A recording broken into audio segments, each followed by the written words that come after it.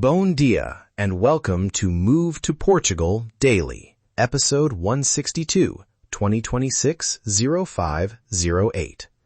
I'm Mateus Costa with the Portuguese Pride Network. In the next 10 minutes, I'll give you exactly what you need on Fixer-Upper to Residency, how renovating in Portugal buys you residency and better taxes. Let's run the numbers. Picture a tiled facade, a ladder leaning against a cracked cornice, and the smell of fresh paint starting to cut through old plaster. You can buy that property for as little as 75,000 euros in inland Algarve, or for 150,000 euros on Lisbon's fringes.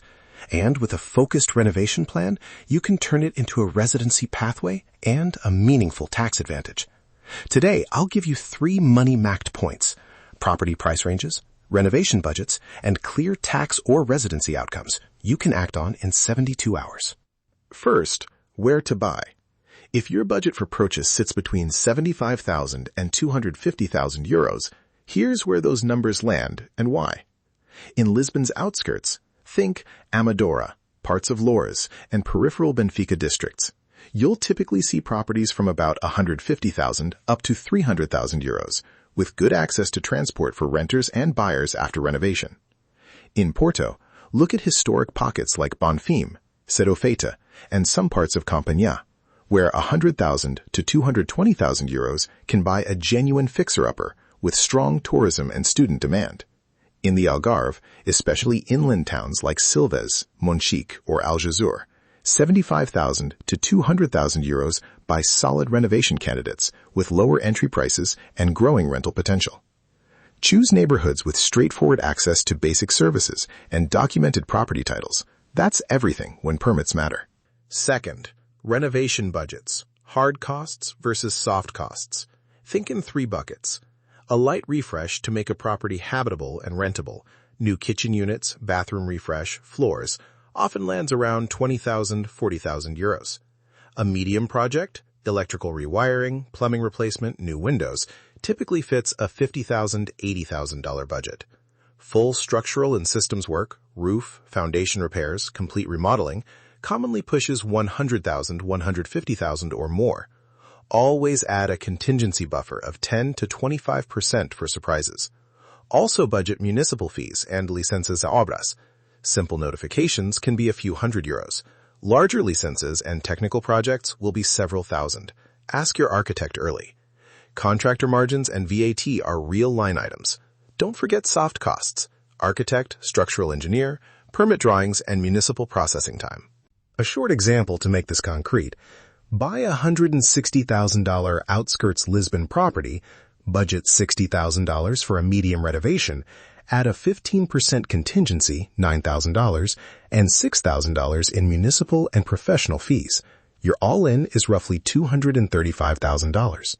Post-renovation, long-term rent might fetch $700 to $1,200 per month in that area. Short-term could be $1,500 to $2,800 in peak season, depending on location and quality. Use those numbers to model a simple payback and cash flow before you buy. Third, residency and tax implications. How purchase plus renovation interacts with D7, Golden Visa Alternatives, NHR, and IFICI reporting. Important opening point. Buying property alone does not automatically create residency unless a specific program applies. Golden Visa rules have evolved, and many investors now focus on interior or rehabilitation projects that meet updated investment criteria. For most buyers, the D7 visa remains a practical route if you can demonstrate stable passive income or rental income to meet its minimum thresholds. Renovation plus rental can help build that case, but you need clean documentation and a Portuguese tax and legal advisor to structure it properly. For tax, NHR status can provide substantial benefits for the first 10 years for qualifying foreign income, but you must register as tax resident and meet eligibility. IFICI or related asset reporting regimes require accurate declarations. Large renovation credits, cross-border funds, and rental income must be modeled in advance. In short, model rental scenarios: 600 to 1,500 euros per month for realistic long-term leases, 1,200 to 3,500 euros per month for furnished short-term. Then take that model to your lawyer to calculate NHR eligibility, Social Security implications, and any IFICI reporting. Now, practical action steps and the top mistakes to avoid. Step 1. Order a pre-purchase structural and municipal check. Confirm title, confirm cadastre, and ask the municipality about prior lease census and any outstanding notices. Step 2. Get written contractor quotes with breakout of materials, labor, and timelines, and insist on staged escrow or escrow-like milestone payments. Step 3. Model your cash flow, including IMI, IMT, and renovation buffer. Know your monthly break-even before you commit. Common mistakes I see? Skipping the licenza de obras or assuming a verbal permit is enough. Underestimating your contingency and project time, and mixing short-term tourist rental plans with areas that restrict alojamento local. Check local rules. A listener practical tip you can use this week. Vetting contractors. Ask for 3 documents before you meet. Company license or alvará where applicable, copies of recent municipal tax or works receipts showing past projects were signed off, and active liability insurance. Red flags include only cash offers, refusal to provide a written breakdown, and no references with verifiable finished works. For payments, use a milestone schedule. 20% deposit into escrow to start, 30% on structural completion, 30% on finishing, and 20% held for final inspection and municipal sign-off.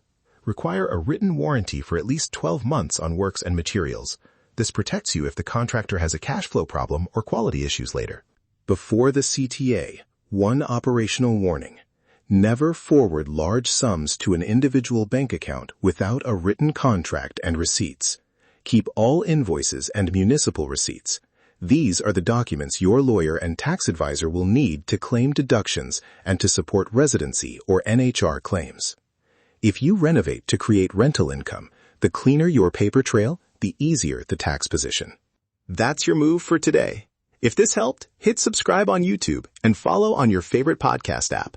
For more information, visit nomadlifesuccess.com. This is Mateus Costa.